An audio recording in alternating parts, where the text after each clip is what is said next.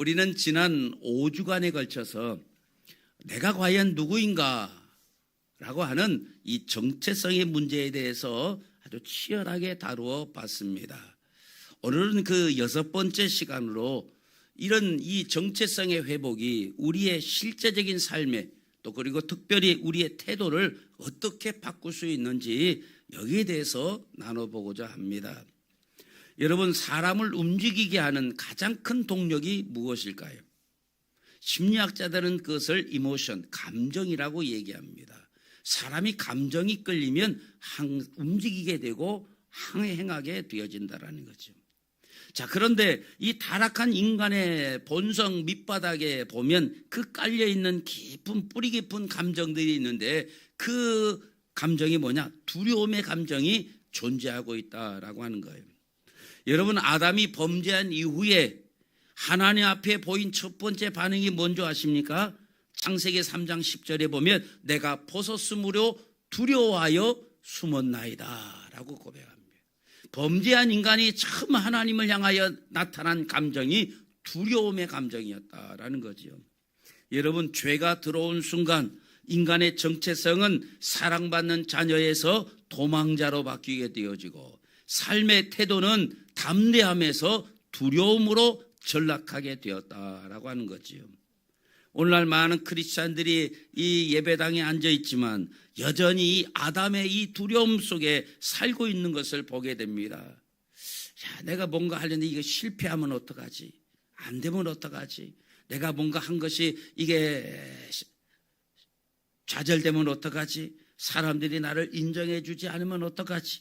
내 미래가 망가지면 어떡할까? 이런 두려움들의 노예로 우리를 만들어 나간다라는 거죠. 그래서 이런 두려움들이 우리로 하여금 눈치를 보게 만들고 비굴하게 만들고 하나님이 우리에게 주신 이 놀라운 잠재력을 스스로 발휘하지 못하고 가두어 버리게 만든다라고 하는 거예요. 자, 그런데 오늘 사도 바울은 이 로마서 8장에서 우리에게 놀라운 선포를 하고 있습니다. 우리의 신분이 바뀌었다라는 거예요. 우리의 신분이 바뀌었기 때문에 너희의 삶의 방식도, 이 세상을 살아가는 삶의 방식도 바꿔야 한다라는 사실을 우리에게 말씀하고 있는 거예요. 오늘 말씀을 통해 여러분의 인생을 지배하던 이 두려움의 사슬이 끊어지고 상속자의 담대함을 회복하는 이 시간이 되기를 주님의 이름으로 간절히 축원합니다. 자, 오늘 본문 15절은 우리에게 말합니다. 다시 시작. 너희는 다시 무소하는 종의 영을 받지 아니하고 양자의 영을 받았으므로 우리가 아빠, 아버지라고 부르짖느니라. 아멘. 오늘 이 말씀, 여러분이 암송한 이 말씀은 아주 중요해요. 혹시 못 외웠더라도 반드시 이 구절은 암송하고 있어야 돼요. 여기서 바울은 두 가지 영을 대조하고 있지요. 하나는 종의 영, 하나는 양자의 영이 있다라는 거예요. 여러분, 종의 영이라고 하는 것이 무엇입니까? 여러분, 종을 헬라어로 둘로스라고 말합니다. 이 둘로스는 다른 말로 하면 노예라고도 하지요. 여러분, 이 둘로스는 주인의 눈치를 보며 형벌을 두려워하는 존재, 형벌을 두려워하며 일하는 존재를 일컫는 말인 거예요.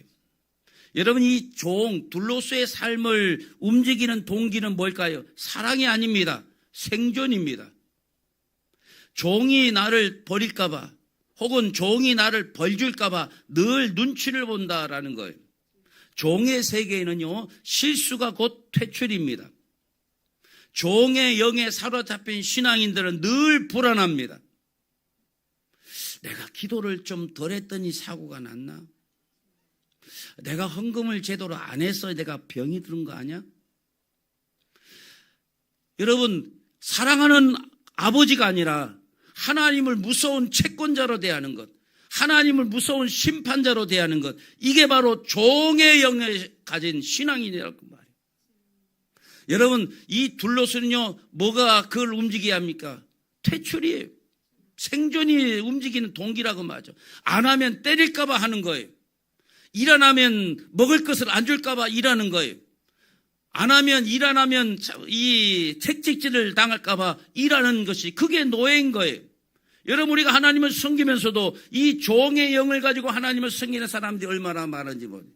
내가 주일 빼먹었더니 우리 애기가 아픈 거 아니야? 내가 하나님 앞에 11조 빼먹었더니 내가 다리가 좀 아프고 또 내 삶에 문제가 생긴 거 아닌가? 여러분, 이게 바로 뭐냐? 이게 종의 영이라고 말이에요. 여러분, 성경에서 이 종의 영의 비극을 가장 가슴 아프게 보여주는 인물이 사무엘하 9장에 나오는 무비보셋이라는 사람입니다. 이 무비보셋은 원래 요나단의 아들이고 사울의 손자입니다. 왕자죠. 그런데 전쟁 중에 유모가 그를 안고 도망치다가 이 아기 때 그를 떨어뜨려 가지고 이 두 다리를 쓰지 못하는 그런 신세가 되었어요. 그래서 그는 변방 로드발에 숨어 지내게 됩니다. 왜냐, 이제 다윗이 등극을 했기 때문에 이 사울의 집안은 몰락한 집안이 되어지니까 혹시 이 사울의 집안의 그 왕자들을 죽일까 봐 숨어 지낼 수밖에 없어요. 그래서 로드발이라는 곳에 숨어 지내는데, 이 로드발이라는 그 지명의 히브리어 뜻이 목초지가 없는 곳이에요. 목초지가 없다라는 말은 뭐예요? 황무지라는 거예요. 풀 한 포기가 없다라는 거예요. 왕의 손자가 지금 이 황무지에서 숨어 지내고 있어요. 왜 그럴까요? 다윗 왕이 이제 새롭게 왕이 등극한 다윗 왕이 이 정적인 사울 왕의 가문을 멸족시킬까 봐, 자기를 죽일까 봐 그 두려움 때문에 숨어 지내는 거예요. 그런데 다윗은 이 사랑하는 친구 요나단의 아들인 무비보셋을 해할 생각이 없어요. 자기를 사랑한 요나단의 그 아들 무비보셋을 잘해주고 싶었어요. 그래서 이 무비보셋을 다윗이 왕궁으로 부르죠. 왕 앞에 나온 무비보셋 첫 마디가 무엇일까요? 사무엘하 9장 8절에 이 종이 무엇이기에 왕께서 죽은 개 같은 나를 돌아보시나이까? 나는 별 볼 일 없습니다. 나는 죽은 개 같은 존재입니다. 나 죽여봐야 하나도 이익될 거 없습니다. 쉽게 말하면 나는 다윗 왕의 반역을 꾀하는 이 세력의 중심이 될 생각도 없고 나는 아무것도 아니니까 살려달라는 거에, 쉽게 말하면 다윗 왕이 자기를 죽일까 봐, 어떤 해를 할까 봐 나는 죽은 개 같은 존재입니다. 당신 앞에 내가 어떤 위협적인 존재가 아닙니다. 그걸 얘기하고 있는 거예요.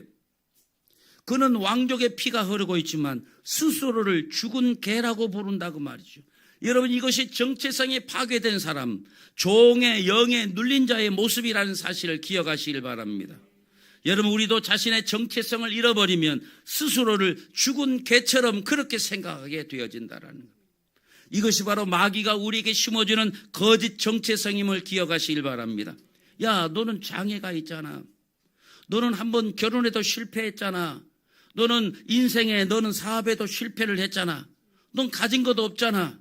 너 배운 것도 없잖아. 그러니 너는 죽은 개야. 여러분, 이 사단이 우리에게 심어주는 이 거짓 정체성, 여러분 거기에 귀를 기울이지 마시길 바랍니다. 하나님은 우리를 자녀로 부르셨는데 우리는 끊임없이 뭐라고 말합니까? 하나님, 나는 부족해요. 난 자격이 없어요. 하나님이 나를 벌할지도 모른다. 여러분, 스스로 우리를 이 로드발의 황무지로 몰아넣고 있지 않는가라는 거예요. 여러분, 예수를 믿으면서도 이 종의 영을 가지고 예수를 믿는 사람이 되지 마십시오. 여러분, 겸손한 것은 하나님, 나는 부족합니다. 이건 여러분, 그것을 말하는 것이 겸손이 아닌 거예요. 하나님의 위대하심이, 하나님으로 말미암아 내가 무엇이든지 할 수 있습니다. 그것을 고백하는 게 그게 겸손인 거예요. 나는 무식합니다. 나는 아무것도 못합니다. 나는 기도도 못합니다. 이게 겸손이라고요? 아니, 하나님이 나를 하나님의 자녀 삼아 권세와 능력을 주셨으니 나는 부족하지만 하나님의 능력으로 난 할 수 있습니다. 이것을 믿고 고백하는 것, 그게 겸손이라 그 말이에요. 여러분, 우리는 이 스스로 로드발의 황무지로 몰아넣는 이 죽은 개 같은 종의 영을 가지고 신앙생활을 해서는 안 될 줄로 믿습니다. 바울은 우리가 받은 영이 그런 영이 아니라는 거예요. 우리는 양자의 영을 받은 줄로 믿으시기를 바랍니다. 여러분, 이것은 법적인 용어입니다. 로마 시대의 입양이라고 하는 것은 엄청난 사건입니다. 지금도 마찬가지지만 양자가 되는 순간에 그 모든 과거의 빚은 다 탕감이 됩니다. 양아버지의 가문의 모든 권리와 재산을 그대로 다 물려받게 되어지는 거예요. 여러분, 성령이 우리 안에 오신 것은 단순히 우리를 그냥 구원받은 죄인 정도로 그렇게 두시려고 성령이 오신 것이 아님을 기억하시길 바랍니다. 우리를 왕의 식탁에 앉히기 위해서라고 말. 지금 자신을 죽일까 봐 두려움에 떠는 이 무비보셋에게 다윗은 뭐라고 말합니까? 무서워하지 말아라. 내 아버지 요나단으로 말미암아 내가 너에게 은총을 베풀 것이다. 너는 항상 이제부터 내 상에서 나와 함께 떡을 먹게 될 것이다 라고 이야기를 합니다. 그때부터 무비보셋은 절름발이 다리를 왕의 식탁보 아래로 가려지게 되지요. 상체만 보면 왕과 똑같이 식사를 하는 왕의 식탁에 앉는 존재가 되어진 거예요. 왕자의 신분이다 그 말. 왕의 식탁에는 신하도 앉지 못합니다. 왕자만이 앉을 수 있어요. 이 말은 내가 너를 왕자로 대우하겠다. 왕과 똑같이 식사하는 왕자의 모습으로 무비보셋이 앉아있다라 그 말이죠. 여러분 이게 복음인 거예요. 우리의 연약함 뭐예요? 저는 다리, 무비보셋의 저는 다리처럼 우리의 연약함은 여전할지 모르겠어요. 그러나 예수 그리스도의 보혈이라는 식탁보가 우리를 덮는다는 사실을 기억하시길 바랍니다. 성령님 우리에게 말씀하십니다. 너는 더 이상 죽은 개가 아니다. 너는 왕의 자녀다. 여러분 정체성 회복 첫 번째 제목이 무엇입니까? 우리는 하나님 왕관의 보석 같은 존재라고 말합니다. 우리는 죽은 개 같은 존재가 아니라 왕의 자녀임을 기억하시길 바랍니다. 이 음성을 들을 때에 우리 안에 있는 비굴함은 사라지고 거룩한 자존감이 피어나게 될 줄로 믿습니다. 더 이상 스스로를 죽은 개라고 부르지 마십시오. 노드발에서 일어나 왕의 식탁으로 나아가시기를 주님의 이름으로 축원합니다. 자, 양자의 영을 받은 결과가 어떻게 됩니까? 15절 하반절입니다. 시작. 우리가 아빠 아버지라고 부르짖느니라. 여러분 양자의 영을 받은 자의 가장 강력한 권세가 뭔지 아십니까? 하나님을 부르는 호칭이 달라진다. 우리가 아빠 아버지라고 부르게 되었다라는 거예요. 옛날 성경에는 아바라고 나왔죠. 이제 우리는 더 이상 아바라고 말하면 안 돼요. 왜냐하면 성경 번역도 이제 아빠라고 정확하게 번역을 해놨잖아요. 여러분 당시 이 유대인들은 하나님을 감히 부르지를 못했어요. 여러분 서기관들이 성경을 필사할 때도 이 하나님이라는 그 단어가 나오면 읽지도 못했어요. 부르지도 못했어요. 그래서 지금도 이 히브리어 자음만 있었고 모음이 없어서 도대체 거기에 나중에 그 마소라 부호를 붙이는데 발음을 붙일 수가 없어요. 이게 뭐라고 읽지 아무도 그 소리를 들어본 사람이 없어요. 그래서 자음만 있기 때문에 거기에 사람들은 어떤 사람을 여호라고 제호바라고 부르기도 하고 어떤 사람은 야훼라고도 부르고 발음이 정확하지 않아요.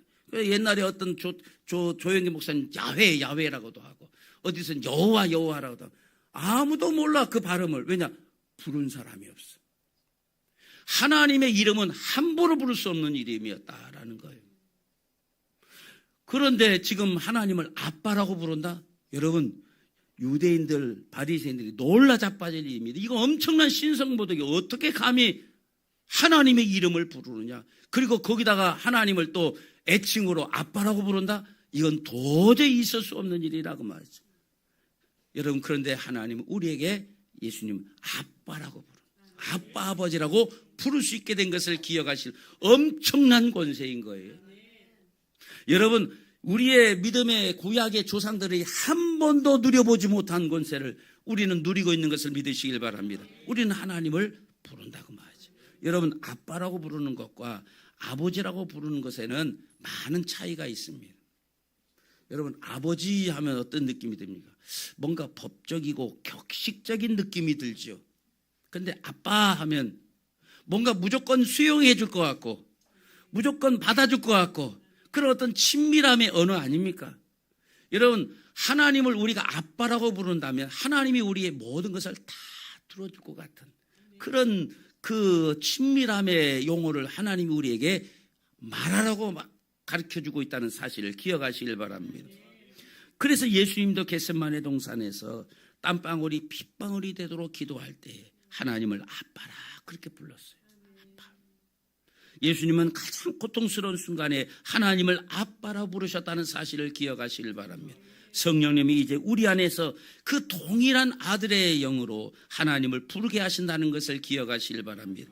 이것은 지식의 영역이 아닌 거예요. 관계의 영역임을 기억하시길 바랍니다. 한 입양한 아이의 이야기입니다. 이 아이가 고아원에서 늘 배가 고팠고 음식을 뺏길까 봐 늘 두려워하며 그렇게 살았던 아이였어요. 이 아이가 한 가정에 입양이 되어졌는데 이 아이는 밤마다 몰래 부엌에 들어가 빵과 과자를 가져다가 자기의 베개 밑에 숨겨놓습니다. 그 입양한 부모가 그러지 마라. 냉장고에 음식이 가득하니 언제든지 먹고 싶을 때 네가 열어서 먹으면 된다라고 얘기해도 이 아이의 고아원에 있었을 때 그 고아 근성이 사라지질 않는 거예요. 그런 어느 날 천둥 번개가 치는 아주 무서운 밤이었습니다.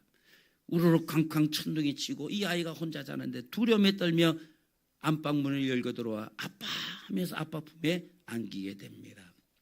처음으로 아빠 무서워요 라고 말을 했다는 거죠. 그날 밤 이 아빠의 품에 잠든 이 아이, 그 이후부터 더 이상 빵을 숨기지 않았다라는 거예요. 왜냐? 아빠의 존재를 깊이 경험했기 때문이다라는 거죠.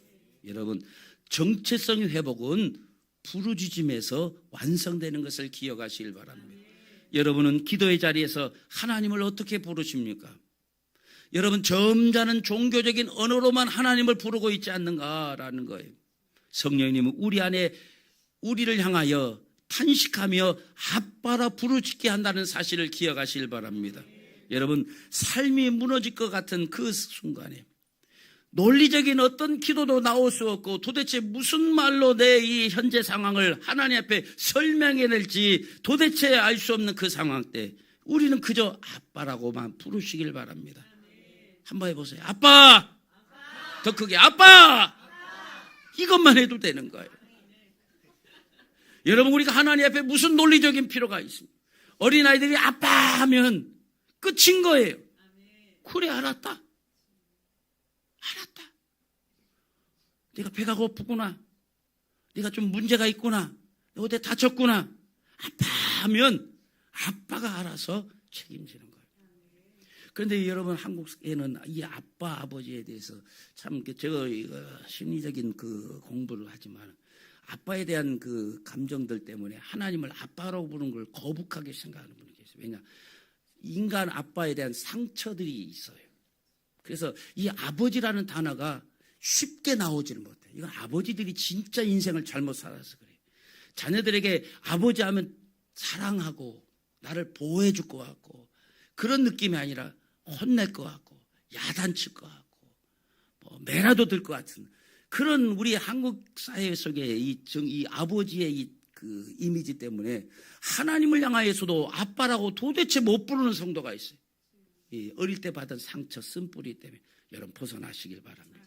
하나님은 여러분 사랑의 하나님이십니다. 여러분 아빠라고 부를 때에 여러분 인간의 아빠는 여러분에게 상처를 주잖아요. 실망감을 주잖아요. 나가서 그 여자를 만나고 다니고 엉뚱한 짓도 하고 도박도 하고 술 먹고 들어오면 두들겨 패기도 하고 밥상을 엎기도 하고 별짓 다 했지만 우리 하나님은 그 하나님 그 아버지가 아닌 거예요. 그 여러분이 인간의 아버지의 생각은 버리십시오.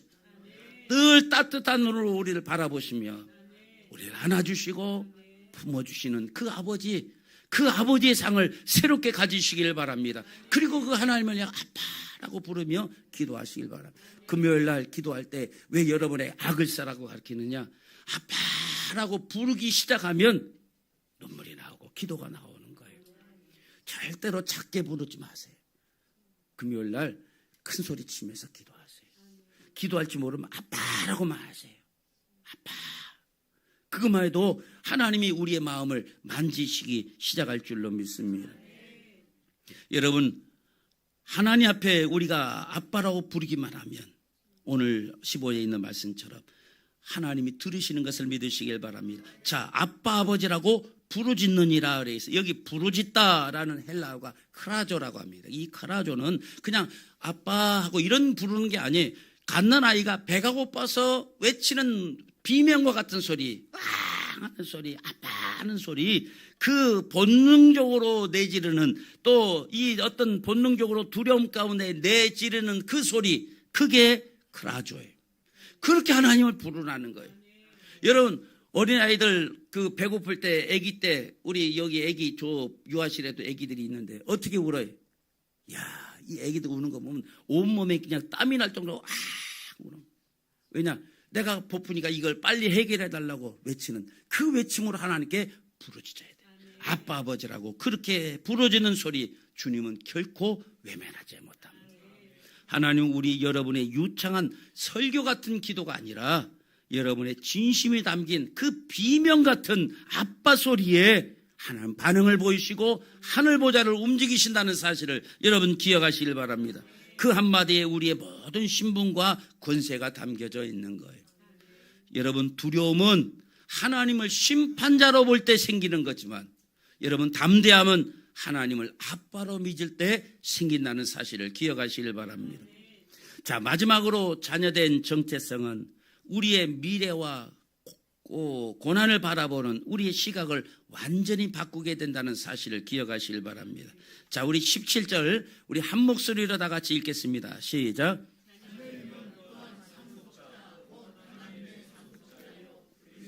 함께한 상속자니 우리가 그와 함께 영광을 받기 위하여 고난도 함께 받아야 할 것이니라 그랬습니다.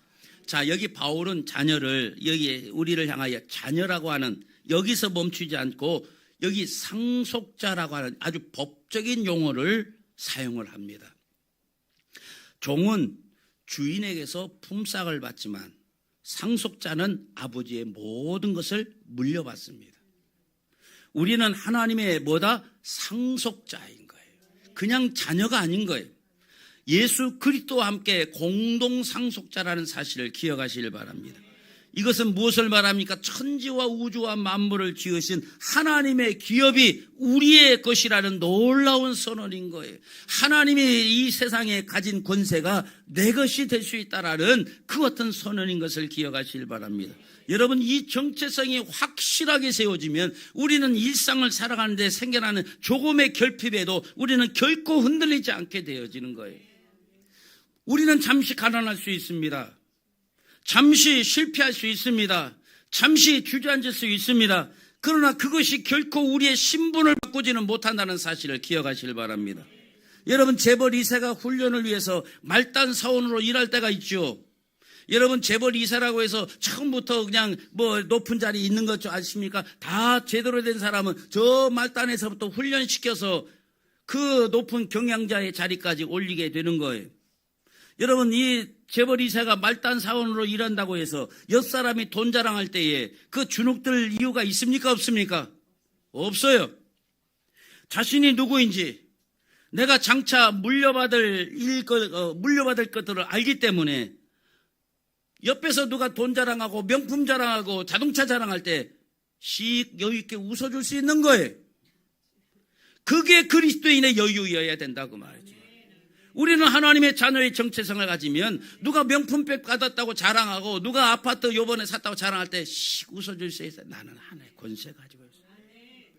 여러분, 이게 그리스도인의 여유라고 말이죠. 아이고, 나도 저거 있어야 되는데, 나도 뭔가 있어야 되는데, 여러분, 이 조급한 가운데 살지 말고 여러분 그리스도인답게 하나님의 유업을 이을 상속자답게 그렇게 여유 있게 사시라.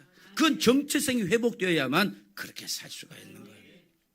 그런데 17절 후반절은 우리를 아주 당황하게 만들죠. 우리가 그와 함께 영광을 받기 위하여 고난도 함께 받아야 할 것이니라 그랬어요.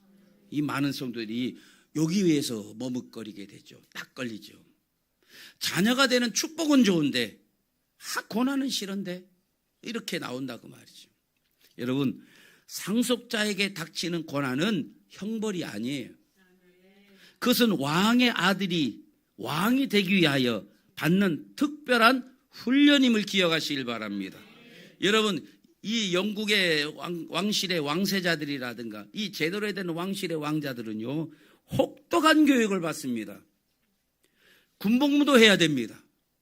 우리가 그 영국 왕실의 그 왕자가 그 비행기 조종사로 이 그 아르헨티나의 그 포클랜드 전쟁에 참전했다는 것을 아십니까?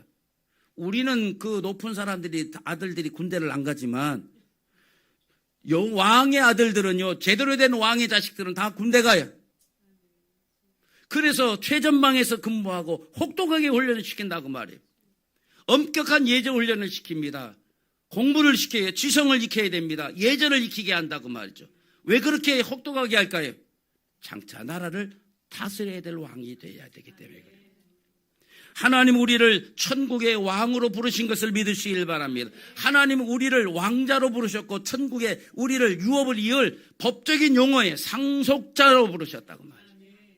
그러니까 하나님의 왕이니 우리는 왕자요, 왕의 권세를 가지고 있는 것을 믿으시길 바랍니다. 그래서 성경엔 우리를 향하여 뭐라고 부르냐? 왕같은 제사장이라고 그랬어요. 하나님이 우리를 왕으로 여기신다고 말해요.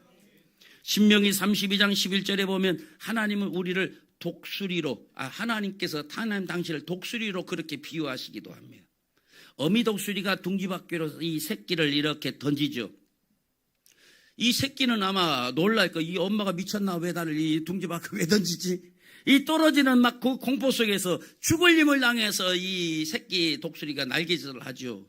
이 엄마가 나를 버려서 하면 아마 그렇게 오해할 수도 있을 거예요. 그런데 어미 독수리는 보고 있다가 이 새끼가 바닥에 닿기 직전에 다시 받아 올립니다. 그리고 또 떨어뜨리죠. 이 과정을 계속 반복합니다. 왜 그렇게 할까요? 이 새끼 독수리가 그냥 평생 둥지 안에서 벌레나 받아먹는 이 닭같이 사는 거 원치 않기 때문에 그렇다고 말이죠. 하늘의 제왕이 되기 위해서 독수리가 그렇게 훈련을 혹독하게 시키는 거예요. 여러분, 하나님도 마찬가지인 것을 기억하시길 바랍니다.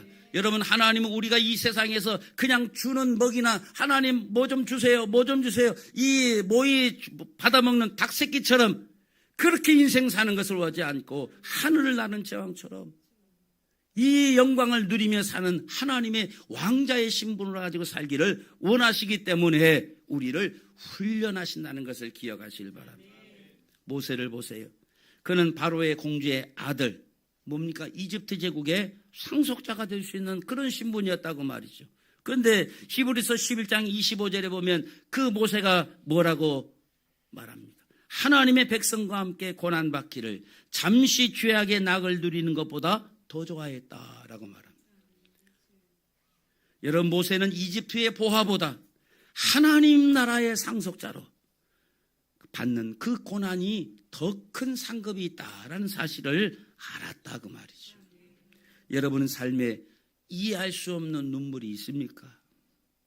감당하기 힘든 질병들, 감당하기 힘든 물질의 시련이 있습니까? 여러분 꼭 기억하십시오. 그것은 하나님이 여러분을 버리신 증거가 아니라 그 말이죠. 여러분을 영광의 무게를 견딜 수 있는 진짜 상속자로 빚어가고 계시는 하나님의 특별 수업이라는 사실을 꼭 기억하시길 바랍니다. 이제 말씀을 맺습니다. 오늘 설교의 핵심 메시지는 이거예요. 디모데후서 1장 7절입니다. 하나님이 우리에게 주신 것은 두려워하는 마음이 아니오 오직 능력과 사랑과 절제하는 마음이다라고 말하고 있어요. 여러분, 두려워하는 종의 영이 하나님이 우리에게 주시지 않았다고 말하죠. 하나님이 우리에게 주시는 것은 두려워하는 마음이 아닙니다. 아들의 영을 주셨던 것을 기억하시길 바랍니다. 그러니까 내가 실수하면 쫓겨날까 봐, 실수하면 매맞을까 봐, 실수하면 얻어 터질까 봐 두려워하는 종의 영을 버리고 끊임없이 나를 사랑하고 실수함에도 불구하고 연약함에도 불구하고 내가 집에 도자기를 어린아이가 깨뜨렸음에도 불구하고 내가 사고를 쳐서 집안에 우유를 엎질렀음에도 불구하고 그래도 나를 사랑하시는 아버지, 그 아버지의 양자의 영을 받으시기를 바랍니다. 여러분, 아버지가 우유 좀 어떠랬다고 두들겨 패지 않는다고 말이죠. 옛날 아버지는 그랬어요. 밥상에서 쩝쩝거리고 막는다고 숟가락으로 맞거나 그러지 않는다고 말이에요. 우리 하나님은 실수 때문에 우리를 버리지 않냐 하신 분이에요. 그러니까 여러분, 육신의 아버지의 이미지로 하나님을 생각하지 마십시오. 여러분, 하나님이 우리에게 주신 것은 종의 영이 아닙니다. 아들의 영을 주셨던 것을 기억하시길 바랍니다. 이제 사랑하는 성도 여러분, 삶의 현장으로 돌아가실 때 이제는 태도를 바꾸세요. 여러분, 직장에서 눈치 보면서 내가 이거 잘리면 어떡하지? 내가 이 피해를 보면 어떡하지? 여러분, 이런 생각들 종의 태도인 것을 기억하시길 바랍니다. 나는 하나님의 상속자로 내가 이 직장에 파송됐다. 하나님이 내 힘의 공급자다. 여러분 그렇게 선포하시며 살아가시기를 주님의 이름으로 축원합니다. 질병과 문제 앞에서 나는 왜 이렇게 불행할까? 이 노드발의 무비보셋처럼 숨지 마시길 바랍니다. 아빠 아버지라고 부르며 왕의 식탁 앞으로 달려나가시기를 주님의 이름으로 축원합니다. 여러분 정체성은 저절로 회복되지 않습니다. 여러분 스스로 외치고 그렇게 태도를 바꿔야 된다고 말이죠. 매일 아침 여러분 세수하고 거울을 보며 여러분 성령님의 소리에 귀를 기울이시길 바랍니다. 세상은 여러분에게 악한 영의 세력들은 세상은 여러분에게 끊임없이 야 너는 실패자야. 너는 뭐가 부족해. 너는 아직도 이루지 못한 것이 많아. 끊임없이 우리를 향하여 속삭일 때 그때 여러분 안에 계신 성령님의 음성이 귀를 기울이시길 바랍니다. 너는 내 사랑하는 아들이야. 넌 내 사랑하는 딸이야. 내가 너와 함께해. 여러분 이 성령님의 소리에 귀를 기울이시길 바랍니다. 이 음성이 여러분의 모든 두려움을 몰아내고 세상을 넉넉하게 이길 담대함을 주게 될 것입니다. 한 주간 하나님의 자녀라는 이 거룩한 자부심으로 세상을 압도하며 승리하는 보석 같은 성도 여러분 되시기를 주님의 이름으로 간절히 축원을 드립니다.